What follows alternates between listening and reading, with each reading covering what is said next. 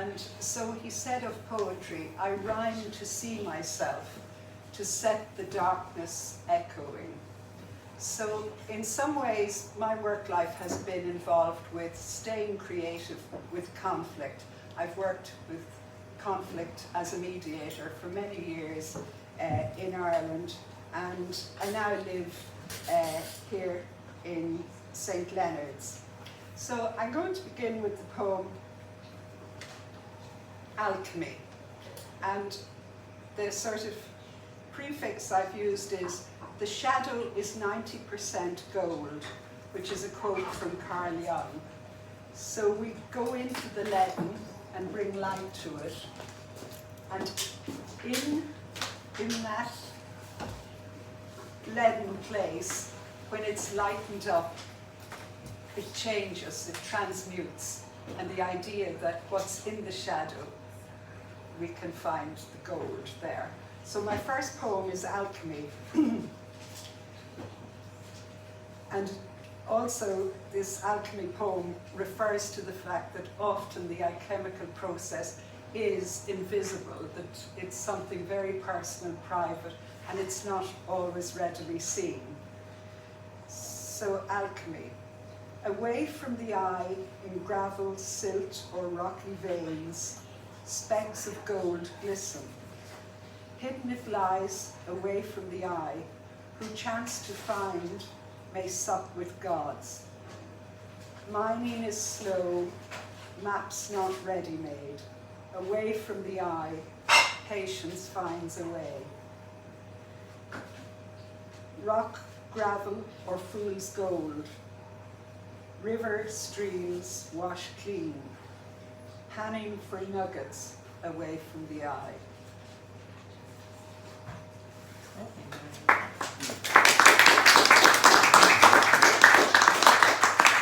Am I right with that image? Yes, sorry, yeah. Okay. So to say something of the male, female, the opposites, and the synergy, and the searching for gold. This was the painting that goes along with it in the book. So the second poem is Solstice. So if you... Tell me when. Yeah, oh, yeah, okay. Go back, you were okay? Go back. Fine. Yeah, okay. So it's dawn on the winter solstice, the promise of a turning, light after the longest night. In the garden, snow lover, our eucalyptus tree, holds still its autumnal green leaves. We brought it here as a pot plant, tall now, graceful. It stands sturdy under a pink-orange streaked sky.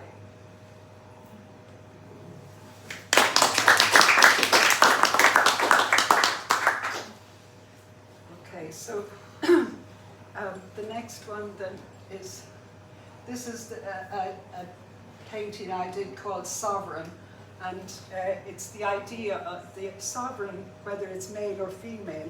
I mean, Carl Jung believed we all had male and female inside of us, and that the synthesis and the coming together of it was what gives us our sovereignty. So this poem is called The Goddess Within, a love letter.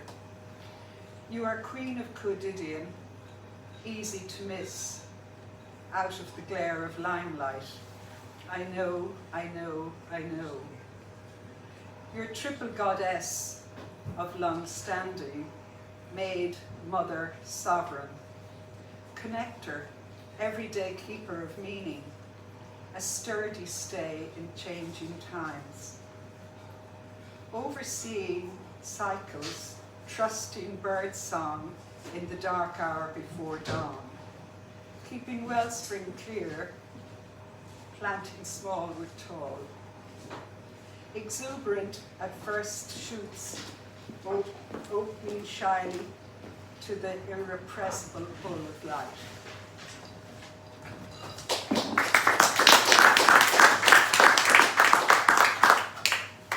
You'll be worn out clapping it. Okay, so this is pertaining to words and poetry and I mentioned Patrick Kavanagh, an Irish poet again in this, and it's called Duende. So it's the next one up. In a dance? Yeah, yeah. So we have the male, female, it's called the inner dance. Words tumble like acrobats, fly past a dream catcher, pulsate, gather, reform, gather pitch, vibrate like crystalline birthstones, offer a looking glass. Enamoured with words, I brave the collywobbles, get over brouhahas, kerfuffles, turn dark, dense soil, rich with the mulched fibre of old giants. Kavanagh, calling himself a green fool, ploughed the long field, hid poetry books in waterproof bags along ditches, nuggets to savour, stretched out in earnest wordplay.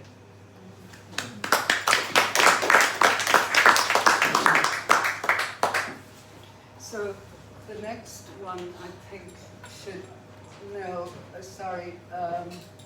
yeah, it doesn't matter, I can go with the, go back to that one. War Child. Yeah, War Child, yeah.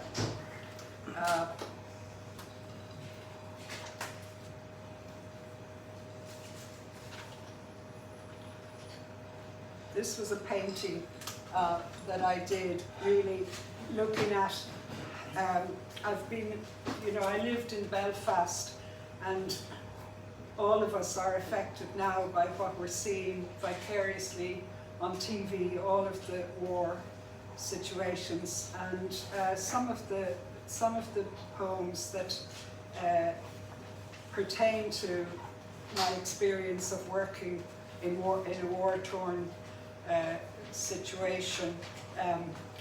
It's as much as anything, it's hard going back to it, but it's as much as anything to witness, to try and bring it down to the actual suffering. So this poem is called A City is Bombed. A mama dies. Home's hearth feels cold. Archetypal icon now, a figure of wishful thinking. The center doesn't hold, a child asks why. Papa dies, atoms fly, a torn pillow sends feathers on the wind in a birdless flight. The center doesn't hold, a child asks why. Tonight, holding together, hunkering down, hopeful helpers gather traumatized children in a makeshift hub. This poem was inspired by my friend's daughter who was in Lebanon, and she rang on the Saturday night saying she had 30 children and that they had no parents for them. They'd been separated, and she and another worker were just trying to settle them. So that's... Moving on? Sorry? Moving on? Yeah, okay, Garden Muse, we've lost our sequence, doesn't matter. I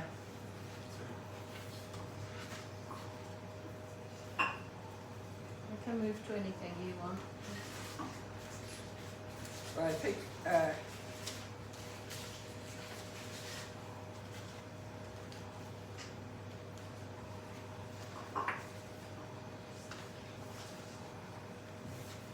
have it now, okay?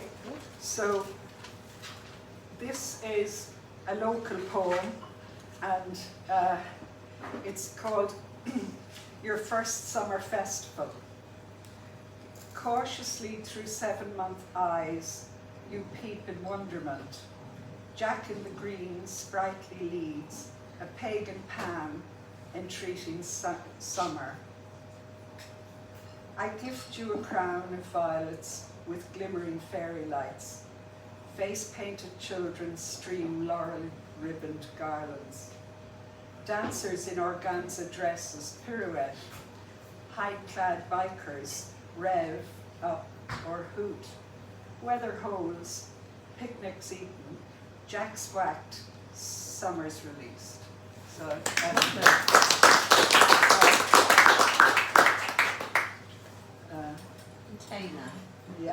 Well, that's, you can move on from that. It's just you bring on the next one. Yeah, so it's just really talking about the alchemical process and that it needs a container and it needs structure and flow and the organic process of breaking down, dissolving and coming to elixir. So again, so what's the next one, Della? Next one? Yeah. Rhoda oak tree. Yeah, so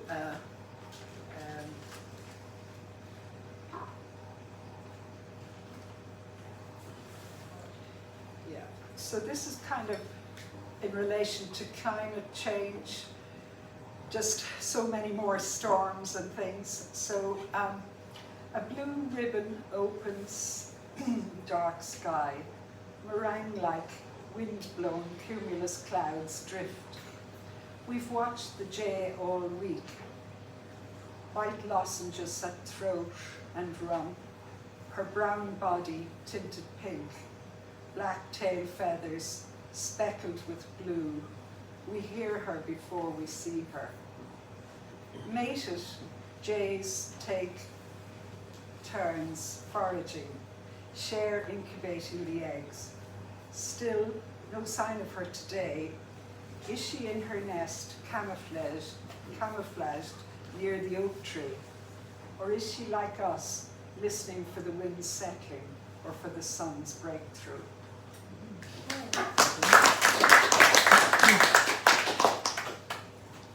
Next one? Is that the... Michael watched the jay with me all week. His eyesight better than mine. Okay, so that's, how are we doing time-wise? But we're fine, and there's only one more after this. Yeah. One more slide. So. Okay, so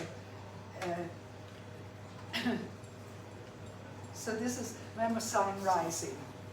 A childhood rhyme. I see the sea and the sea sees me. God bless the sea and God bless me. Driftwood underfoot, a wand of sorts beckons, conjuring Memosine, a memory minder. She sounds on the wind, S is for salve, for making better. She serenades me sweetly as I linger, as I figure this letter. As iron overload shrinks, she calls out a knee, engage with cycles like sand absorbing sea. Climbing steps back into town, another letter's sound. A is for affirming. I smile and turn around. I see the sea and the sea sees me. God bless the sea and God bless me.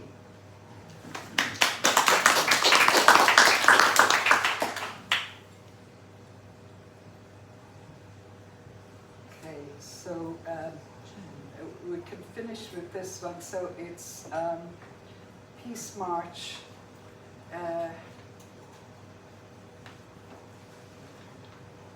Okay. The lights are so You're not got enough light to read we that. would know, but I know it's the atmosphere, yeah. Peace March. Through rain-drenched basement windows, I see pedestrians rushing.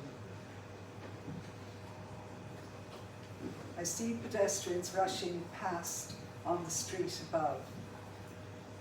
A woman shields against pelting downpour with her red brolly. From this perspective, people seem to walk on air. Early morning news speaks of a growing protest, a gathering of the heart-sore, calling for fairness, for a win-win solution, calling for an end to the brutal hostility, to outmoded coercive patterns of war, a return to civility, to collaboration, to connections, a yes to peacemaking. We're at it again, casting long, dangerous shadows, bully, victim, rescuer. Our forgetful folly, the price of vicious cycles.